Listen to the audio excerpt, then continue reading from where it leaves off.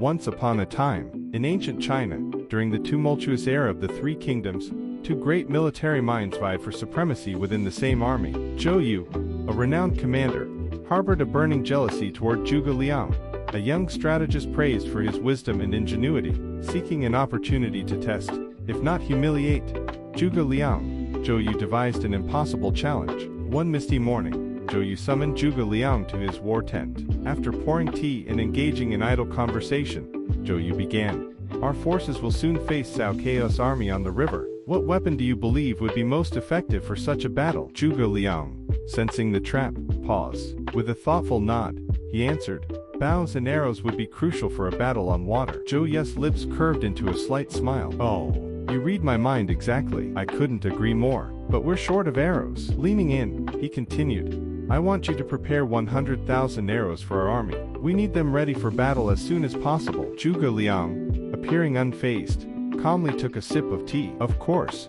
Commander, I'm happy to serve. When do you need these arrows? Zhou Yu replied, can you manage in 10 days? But Zhuge Liang shook his head. If the need is urgent, I'll produce them in 3 days. Zhou Yu, taken aback, forced a laugh. Are you certain? This is not a jest, Zhuge Liang. We are discussing a great number of arrows, and I expect results. Zhuge Liang's gaze remained steady. No jest, Commander. I shall deliver in 3 days, and to ensure my commitment, I am willing to sign a military pledge. If I fail, I will accept any punishment you deem fit. Zhou Yu, barely containing his astonishment, agreed, signing the pledge himself before toasting Zhuge Liang. With the pledge in place, Zhou Yu felt certain that Zhuge Liang had walked into his trap, already envisioning the strategist's failure. The plan unfolds. The next morning, Zhuge Liang set his plan into motion. He called upon his trusted friend, Lu Su, who arrived with curiosity written on his face. Friend Lu Su, Zhuge Liang began, I have a favor to ask. Could you lend me 20 large boats,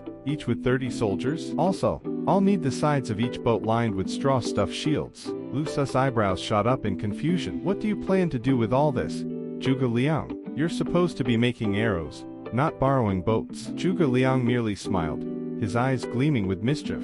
Trust me, and make sure Zhou Yu doesn't hear about our preparations. Reluctantly, Lu Su agreed. By evening, the boats were ready, each one draped in black cloth, and lined with dense straw-filled shields, as Zhuge Liang had requested. As the sun set, the boats sat anchored on the misty river, waiting for the right moment. Into the fog, the first and second days passed with no sign of activity from Zhuge Liang. Zhou Yu, expecting some flurry of desperate attempts, grew suspicious and impatient. He ordered his scouts to check on Zhuge Liang, but there was nothing to report. Zhuge Liang simply waited, biding his time. Finally, on the third day, in the deep hours before dawn, a dense fog rolled in over the river, blanketing it in thick gray mist. Zhuge Liang seized the moment and instructed his soldiers to prepare the boats. He invited Lu Su to accompany him, saying only, it's time to collect the arrows. Lu Su, still baffled, joined Zhuge Liang as they boarded the boats, each one tethered together by ropes. Drums beat loudly from within, and the soldiers shouted into the mist as they set sail toward Cao Cao's encampment. The river was quiet but tense.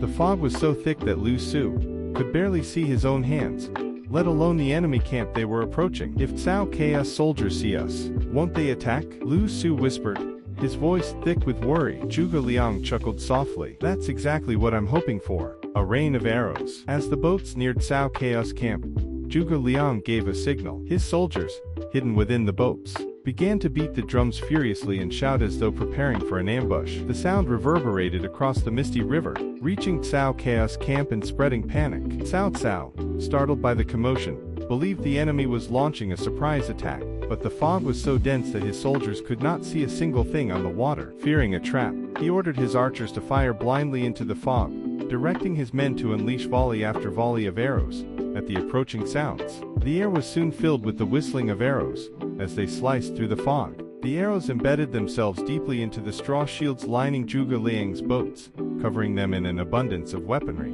Once the boats were loaded with arrows, Zhuge Liang gave a quiet order. His soldiers carefully turned each boat around, presenting the opposite side toward Cao Cao's forces. They beat their drums and shouted once again, drawing yet more arrows into the shields. The triumph of the trickster. As the fog lifted, Zhuge Liang saw that each shield bristled with arrows. He signaled for his men to row swiftly back to their camp. By dawn, Zhou Yu's soldiers waited at the riverbank, astonished to see the boats returning, each brimming with arrows. Lu Su looked at Zhuge Liang in admiration. "You truly are a master strategist, Zhuge Liang." Zhuge Liang laughed. "We must always find a way to meet a challenge, my friend." Zhou Yu arrived, his jaw dropping as he took in the sight. He could not hide his astonishment and grudging admiration as his soldiers unloaded the captured arrows. "Zhuge Liang," he said with a sigh, "your genius is unmatched. I could never have foreseen such a plan." Zhuge Liang bowed with a quiet smile, leaving Zhou Yu to wonder how he would ever match the strategist's brilliance.